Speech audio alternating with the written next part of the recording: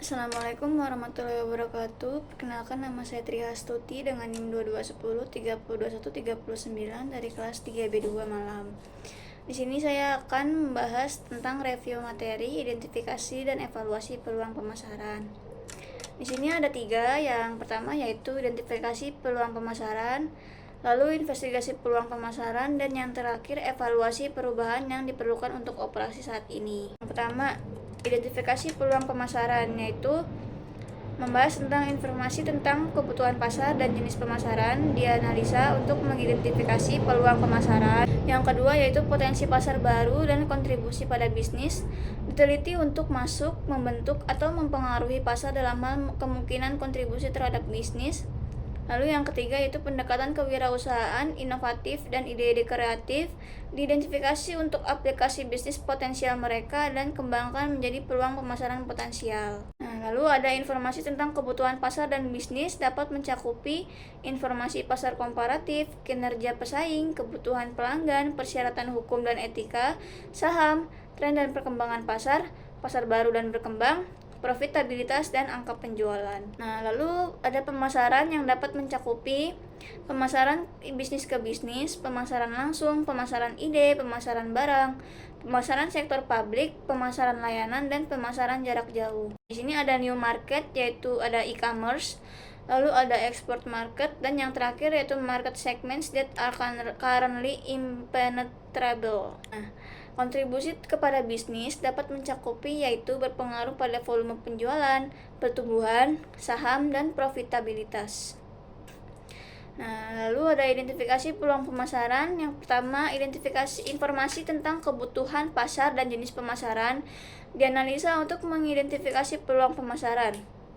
Informasi pasar dapat mencakupi komparatif, apakah kita mampu memproduksi barang dan jasa yang lebih banyak dengan biaya yang lebih murah daripada negara lain, kinerja pesaing, kebutuhan pelanggan, pelayanan hukum dan etika, saham, tren dan perkembangan pasar, pasar baru dan berkembang, profitabilitas, dan angka penjualan. Sedangkan jenis pemasaran dapat mencakupi pemasaran bisnis ke bisnis, pemasaran langsung, pemasaran ide, pemasaran sektor publik, pemasaran barang, pemasaran layanan, dan pemasaran jarak jauh. Mengidentifikasi pasar baru dan kontribusi pada bisnis, diteliti untuk masuk, membentuk, atau mempengaruhi pasar dalam hal kemungkinan kontribusi terhadap bisnis, yaitu potensi pasar baru dapat mencakupi e-commerce, pasar ekspor, segmen pasar yang saat ini tidak ditembus.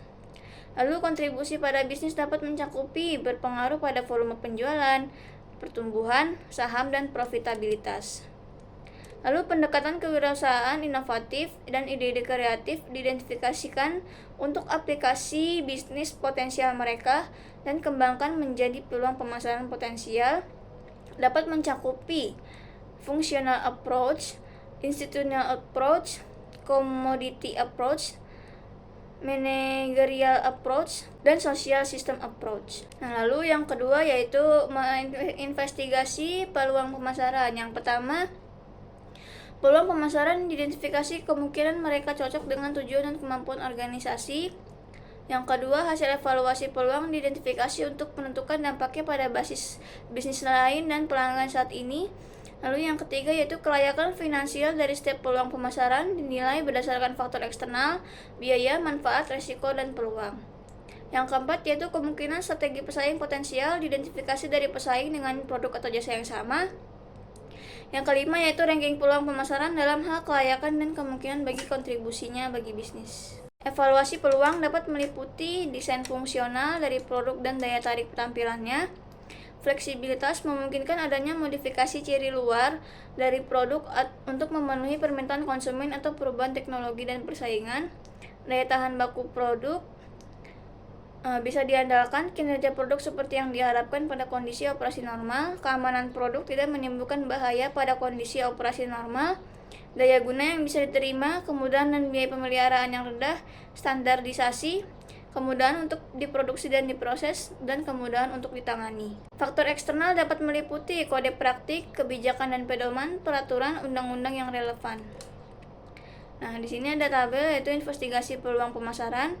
Peluang pemasaran diidentifikasi, kemungkinan mereka cocok dengan tujuan dan kemampuan organisasi, dapat mencakupi penetrasi pasar, pengembangan pasar dan pengembangan produk, serta diversifikasi. Yang kedua yaitu hasil evaluasi peluang diidentifikasi untuk menentukan dampaknya pada bisnis dan pelanggan saat ini. Hasil evaluasinya dapat mencakupi desain fungsional, fleksibilitas, daya tahan bahan baku produk, bisa diandalkan, keamanan produk, bahaya pada kondisi operasi normal, daya guna yang bisa diterima, kemudahan dan biaya pemeliharaan yang rendah, standarisasi, kemudahan untuk diproduksi dan diproses, dan kemudahan untuk ditangani. Dan yang ketiga yaitu kelayakan finansial dari setiap peluang pemasaran dinilai berdasarkan faktor eksternal, biaya, manfaat, risiko, dan peluang, dapat mencakupi faktor eksternal, biaya, manfaat, risiko, dan peluang. Kemungkinan strategi pesaing potensial diidentifikasi dari pesaing dengan produk atau jasa yang sama, dapat mencakupi pemotongan harga, periklanan ekstensif, kupon, penjualan 2 untuk 1, dan tekanan. Ranking peluang pemasaran dalam hal kelayakan dan kemungkinan kontribusinya bagi bisnis, dapat mencakupi top ranking topics, quick win topics, seasonal topics, dan new topics. Nah, lalu mengevaluasi perubahan yang diperlukan untuk operasi saat ini. Yang pertama, perubahan yang diperlukan untuk operasi saat ini untuk mengambil keuntungan dari peluang pemasaran yang layak.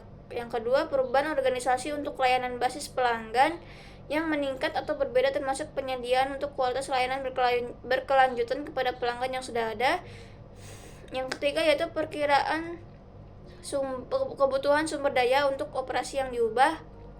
Yang keempat, komunikasi kelayakan membuat perubahan pada operasi saat ini kepada pemangku kepentingan utama. Yang kelima yaitu dokumentasi peluang pemasaran yang baru, diidentifikasi dan perubahan yang diperlukan. Kebutuhan sumber daya dapat meliputi staf tambahan, biaya distribusi, peralatan, biaya produksi, biaya promosi, penelitian dan pengembangan, retooling, pelatihan staf. Stakeholder kunci dapat meliputi jajaran direktur, staf keuangan, staf sumber daya manusia, manajer, tenaga pemasaran, pemilik, staf produksi, dan pengawas.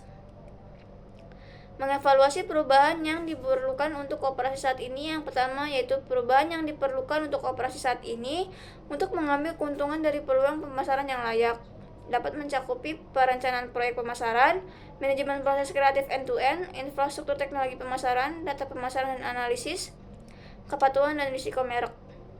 Yang kedua yaitu perubahan organisasi untuk layanan basis pelanggan yang meningkat atau berbeda, termasuk penyediaan untuk kualitas layanan berkelanjutan kepada pelanggan yang sudah ada, dapat mencakupi struktur fungsional organisasi, struktur organisasi berbasis produk, struktur organisasi berorientasi pelanggan, struktur organisasi berorientasi pasar atau wilayah, dan organisasi lini dan staf.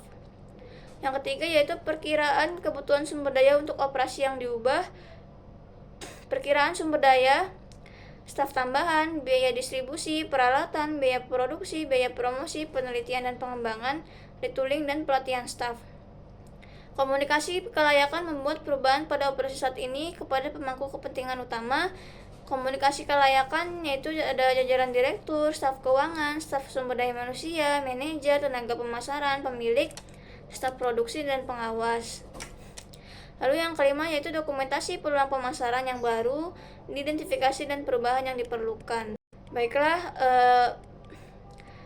demikian rangkuman materi yang saya sampaikan. Apabila ada kekurangan mohon dimaafkan. Sekian, wassalamualaikum warahmatullahi wabarakatuh.